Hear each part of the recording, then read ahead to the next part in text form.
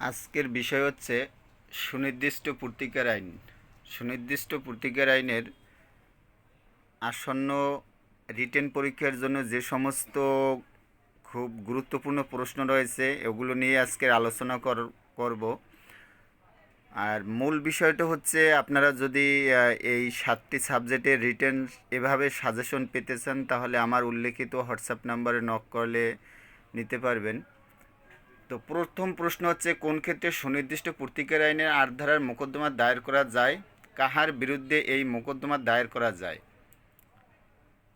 যে ক্ষেত্রে মোকদ্দমা দায়ের করা যায়, সুনির্দিষ্ট পূর্তিকার আইন 1877-এর 8 ধারার বিষয়বস্তু হল সুনির্দিষ্ট স্থাবর সম্পত্তির দখল পুনরুদ্ধার।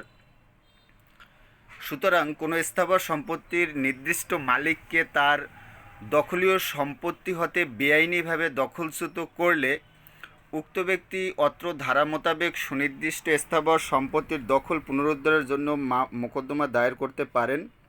মোকদ্দমা দায়েরের শর্তসমূহ: স্থাবর সম্পত্তির নির্দিষ্ট মালিক হতে হবে, উক্ত সম্পত্তিতে একছত্র দখল থাকতে হবে, স্থাবর সম্পত্তি হইতে বেআইনিভাবে এবং সম্মতি ব্যতীত দখলচ্যুত হইতে হবে। আরেকটি প্রশ্ন আছে, সুনির্দিষ্ট পূর্তিকার আইনে স্থাবর সম্পত্তির দখল পুনরুদ্ধারের জন্য কি বিধান আছে? ধারা উল্লেখ করে আলোচনা করুন।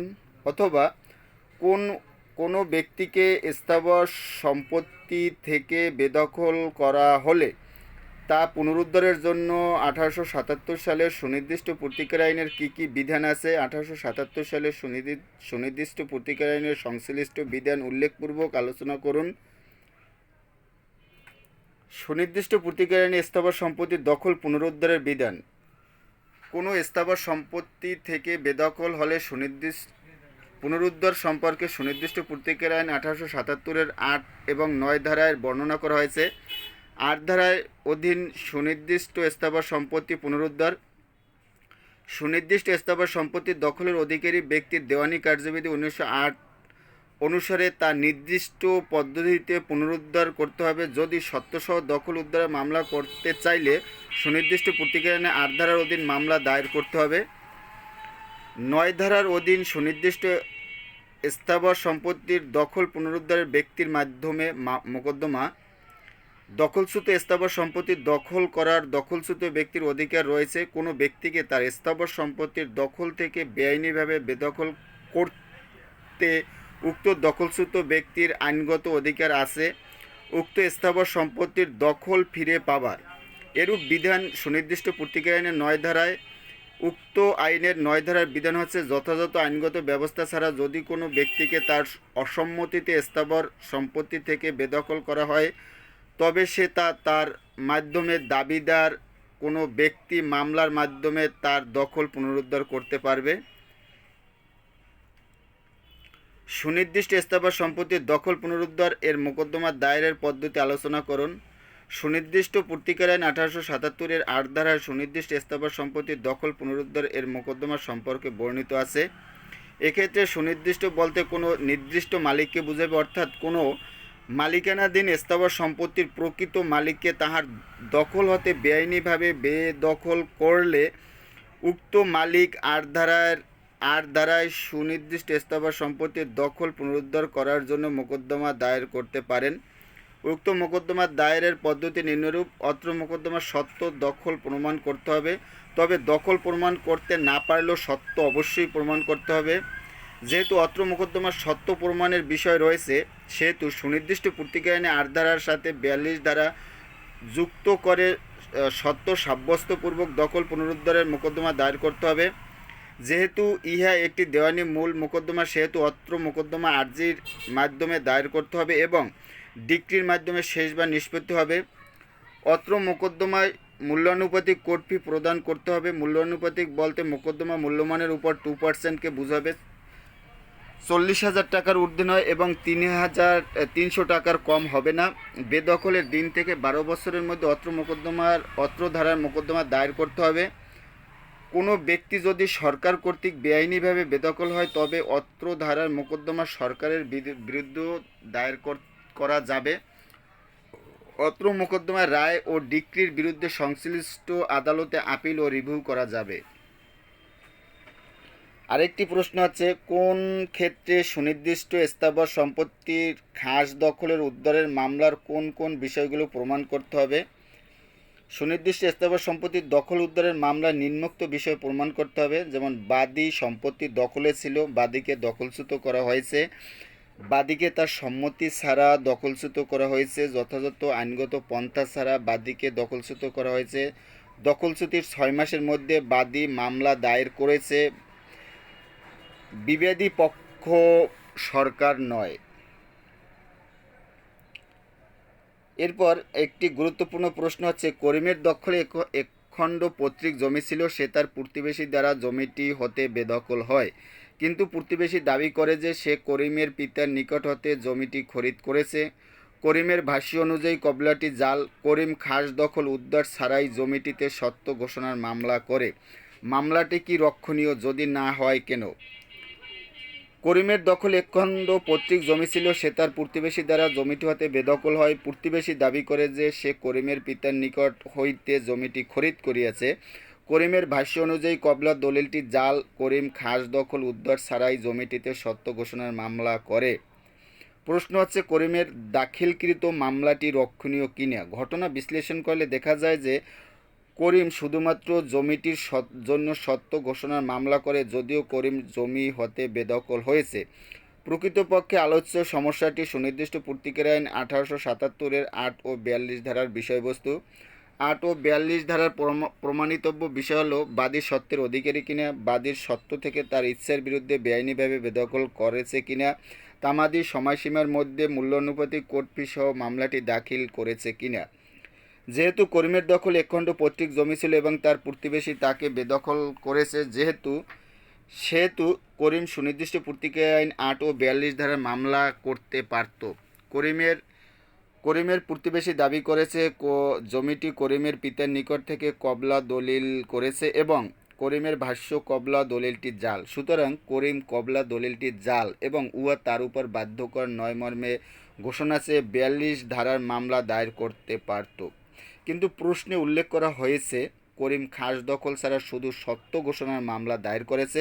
সুনির্দিষ্ট পূর্তিকার আইনের 42 ধারার করিমের দায়েরকৃত মামলাটি রক্ষণীয় নয়, কারণ সুনির্দিষ্ট পূর্তিকার আইনের 42 ধারার ঘোষণামূলক মামলায় যদি সত্যের ঘোষণা ছাড়া আনুষঙ্গিক পূর্তিকার থেকে থাকে তাহলে আনুষঙ্গিক পূর্তিকার চাইতে হবে, অন্যথায় আদালত কোনো পূর্তিকারই মঞ্জুর করবেন না, অর্থাৎ আদালত কোনো ঘোষণাই দেবেন না। আলোচ্য সমস্যায় যেহেতু করিম তার পৈতৃক জমি হতে প্রতিবেশী কর্তৃক বেদখল হয়েছে, সেহেতু করিমকে সুনির্দিষ্ট পূর্তিকার আইনের 42 ধারার সত্য ঘোষণার মোকদ্দমার আনুষঙ্গিক পূর্তিকার হিসেবে সুনির্দিষ্ট পূর্তিকার আইনে 8 ধারার দখল পুনরুদ্ধারও চাইতে হবে, অন্যথায় করিমের অনুকূলে আদালত কোনো পূর্তিকার মঞ্জুর করবেন না। সুতরাং উপরোক্ত আলোচনার নিরিখে বলা যায় যে যেহেতু করিম খাস দখল পুনরুদ্ধার ছাড়া শুধুমাত্র সত্য ঘোষণার মোকদ্দমা দায়ের করেছে, সেহেতু করিমের দায়েরকৃত মোকদ্দমাটি রক্ষণীয় নয়। এখানে কোন ক্ষেত্রে সুনির্দিষ্ট পূর্তিকার আইনে 9 ধারার মোকদ্দমা রুজু করা যায়? যদি কোনো ব্যক্তি তার অসম্মতিতে যথাযথ আইনগত পন্থা ছাড়া স্থাবর সম্পত্তি হতে বেদখল করা হয়, তাহলে সে অথবা তার মাধ্যমে দাবিদার কোনো ব্যক্তি মামলার মাধ্যমে তার দখল পুনরুদ্ধার করতে পারবে। সুনির্দিষ্ট পূর্তিকার আইনে 9 ধারার মামলা রুজু করা যাবে যদি কোনো ব্যক্তিকে আইনগত ব্যতীত দখলচ্যুত করা হলে এবং উক্ত ব্যক্তির সম্মতি ব্যতীত দখলচ্যুত করা হলে। 9 ধারার মোকদ্দমা করার সুবিধাসমূহ কী কী? এই ধারা অনুসারে মোকদ্দমা দায়ের করার সুবিধাসমূহ হলো, 9 ধারার অধীন মামলা দায়ের করলে বাদীকে কেবল দখল প্রমাণ করতে হয়। এক্ষেত্রে সত্য প্রমাণের কোনো প্রয়োজন নেই। বাদী দখলচ্যুত সম্পত্তি কিভাবে পেয়েছেন তাও আদালতে প্রমাণ করতে হয় না। বাদী কেবল তার দখলচ্যুত বিষয়টি প্রমাণ করতে পারলে আদালত তা বিবেচনা করে দখল পুনরুদ্ধারের আদেশ দিতে পারেন। এই ধারার অধীন মোকদ্দমার কোর্ট ফি অ্যাড ভ্যালোরম এর অর্ধেক, যা 8 ধারার অধীন মোকদ্দমা হতে তুলনামূলকভাবে কম। এটি স্থাবর সম্পত্তির সত্ত্ব ও মালিকানা প্রমাণ করা, উক্ত সম্পত্তির দখল প্রমাণ করার থেকেও সময় সাপেক্ষ ব্যাপার, তাই ধারা 9 বাদীর দ্রুত পূর্তিকার নিশ্চিত করতে সমর্থ হয়। দখলচ্যুত হওয়ার তারিখ হতে 6 মাসের মধ্যে দখল পুনরুদ্ধারের মামলা করা হয় বলে দখল সম্পর্কে আদালত দ্রুত সিদ্ধান্ত দিতে পারে। ৯ ধারার মোকদ্দমা দায়ের করলেও ৮ ধারার এই বিষয়ে মোকদ্দমা দায়েরে কোনো বাধা নেই। ৮ ধারার সত্য প্রমাণ করে পুনরায় মামলা করা যাবে, রের জুডিকাটায় প্রয়োগ হবে না। সুনির্দিষ্ট পূর্তিকারী আইন ১৮৭৭ ৮ ও ৯ ধারার মধ্যে পার্থক্যগুলো কী কী? ৮ ও ৯ ধারার মধ্যে উপযুক্ত পার্থক্য বিদ্যমান থাকলেও উভয় ধারার সম্পত্তির দখল পুনরুদ্ধারের প্রতিকার সম্পর্কে আলোচনা করা হয়েছে। নিম্নে পার্থক্যগুলো উপস্থাপন করা হলো। ৮ ও ৯ ধারার পার্থক্য: ৮ ধারার বাদীকে উচ্ছেদের বা সত্য ঘোষণামূলক দখল পুনরুদ্ধারে মামলা করতে হয়। ৯ ধারার বাদী শুধুমাত্র দখল পুনরুদ্ধারে মামলা করে। এই ধারা মতে সুনির্দিষ্ট স্থাবর সম্পত্তির দখলের অধিকারী ব্যক্তি ওই সম্পত্তির দেওয়ানি কার্যবিধি অনুযায়ী নির্ধারিত পন্থায় পুনরুদ্ধার করতে হয়। সরকার বাদী হলে ৬০ বছর, তামাদি অনুচ্ছেদ ১৪৯। যদি কোনো উত্তম স্বত্বাধিকারী ব্যক্তি বেআইনিভাবে এবং দখলদারের অসম্মতিতে উক্ত দখলদারকে সম্পত্তি হতে বেদখল করেন, তবে দখলচ্যুত ব্যক্তি দখল পুনরুদ্ধার করতে পারে। সত্য প্রমাণ করা আবশ্যক, দখল প্রমাণ করা আবশ্যক। এই ধারা বিধান অনুসারে প্রতিকার একটি স্থায়ী ব্যবস্থা। ৯ ধারা অনুসারে এটি একটি অস্থায়ী প্রতিকার। দখল পুনরুদ্ধারের মামলা তামাদি আইনের অনুচ্ছেদ ১৪২ অনুসারে দখলচ্যুত বা দখল পরিত্যাগ করার তারিখ থেকে ১২ বছরের মধ্যে করতে হয়। বাদী সরকার হলে তামাদি মেয়াদ ৬০ বছর, অনুচ্ছেদ ১৪৯। এই ধারার অনুসারে দখল পুনরুদ্ধারে তামাদি অনুচ্ছেদ ৩ অনুসারে দখলচ্যুত হওয়ার ৬ মাসের মধ্যে করতে হবে। ৮ ধারা অনুযায়ী মামলা সরকারের বিরুদ্ধেও করা যায়। এই ধারা অনুসারে সরকারের বিরুদ্ধে মামলা করা যায় না। এই ধারা অনুসারে দায়েরকৃত কোনো মামলা প্রদত্ত ডিক্রি বা আদেশের বিরুদ্ধে আপিল বা রিভিউ করা যাবে। এই ধারায় ৯ ধারার অধীনে প্রদত্ত ডিক্রি বা আদেশের বিরুদ্ধে শুধু রিভিশন করা যাবে। দেওয়ানি কার্যবিধি অনুসারে দখল পুনরুদ্ধারের মামলা আনুপাতিক অ্যাড ভ্যালোরাম কোর্ট ফি প্রদান করতে হয়। মূল্যানুপাতিক অ্যাড ভ্যালোরাম কোর্ট ফি এর অর্ধেক প্রদান করতে হয়। ধারা ৮ অনুসারে দখলের অধিকারী ব্যক্তি দখল পুনরুদ্ধার করতে পারে। ধারা ৯ অনুসারে স্বত্বাধিকার নেই এমন ব্যক্তি দখল পুনরুদ্ধারের মামলা করতে পারে। ৮ ধারা অনুসারে দ্রুত প্রতিকার পাওয়া যায় না। ৯ ধারা অনুসারে দ্রুত প্রতিকার পাওয়া যায়। আরেকটি ইম্পর্টেন্ট প্রশ্ন হচ্ছে, এক ব্যক্তি আপনার নিকট এসে জানায় যে তাকে তার সম্পত্তি থেকে বেদখল করা হয়েছে এবং সে উক্ত সম্পত্তি পুনরুদ্ধার করতে চায়। আপনি সুনির্দিষ্ট প্রতিকার আইন ১৮৭৭-এর ৯ ধারা মোতাবেক উক্ত সম্পত্তির দখল পুনরুদ্ধারের জন্য মামলা দায়েরের সিদ্ধান্ত নিলেন। আপনি তার কাছ থেকে কী কী বিষয় জেনে নেবেন এবং আপনার আর্জিতে অন্তর্ভুক্ত করবেন, অথবা উপরোক্ত মোকদ্দমাতে বিবাদী তা লিখিত বর্ণনার উল্লেখ করেছেন যে বিরোধীয় সম্পত্তিতে তার সত্ত্ব রয়েছে, কারণ তিনি উক্ত সম্পত্তি প্রকৃত মালিকের নিকট ক্রয় করেছেন। বিবাদীর এই যুক্তি আপনি কিভাবে মূল্যায়ন করবেন? আইনজীবী হিসেবে বাদীর কাছ থেকে যা জেনে নিব।